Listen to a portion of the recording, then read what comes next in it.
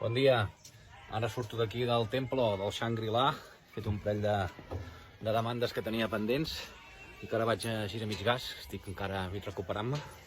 La veritat és que em trobo ja millor. Dilluns ja tinc una audiència prèvia, iré a tope al jutjat. I aquí, hòstia, només se senten xais. Això és vida. Doncs he presentat una demanda molt curiosa d'una clienta d'ofici, que és una quarta vidual, que no se'n veuen gaires. És una senyora que estava casada i es va morir l'home, i l'home no li ha deixat res, li ha deixat tota la cuidadora i a un col·lega.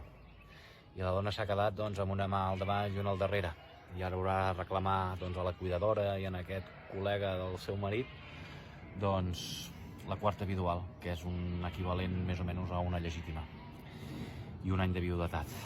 En fi, un drama. Coses de les societats modernes. Salut.